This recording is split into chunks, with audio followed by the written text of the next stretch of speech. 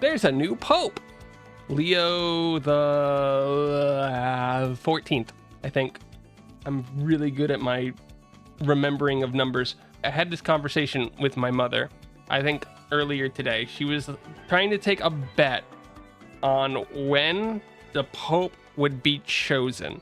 And she said, oh, it wouldn't be chosen until Saturday. First of all, they started yesterday. So yesterday was the first votes. Today is the second votes. She was saying Saturday.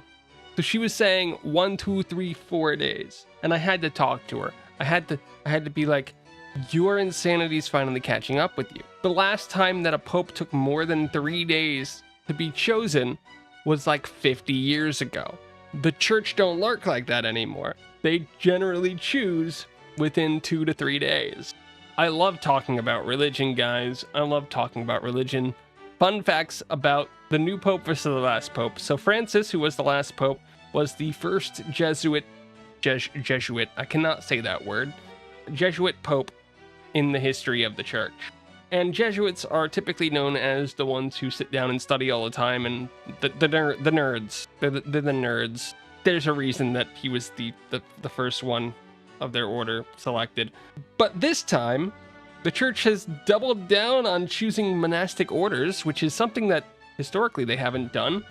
The new pope, Leo, first of all from Chicago, lived in Peru for like 40 years, but from Chicago. He's an Augustinian, which I was surprised because in the days leading up, I figured that the church would have gone with somebody not from a monastic order at all.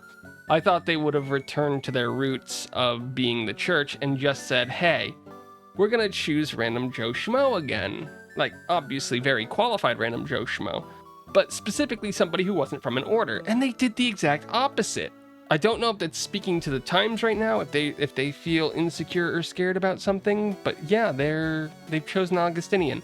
I'm excited to see what direction he takes the church in. If you don't know, the last couple of popes have differed greatly in how they approached not just world topics, but also how they approached dealing with other countries and people outside of the church. Who's the new pope? I forget his name. He took the name Leo the 14th.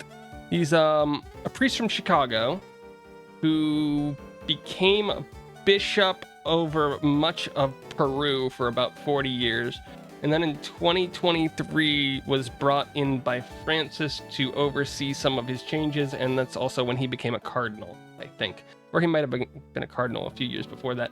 I think he's currently 68 or 69 years old, which is about average for cardinal age people. You don't really become a cardinal at younger ages than that.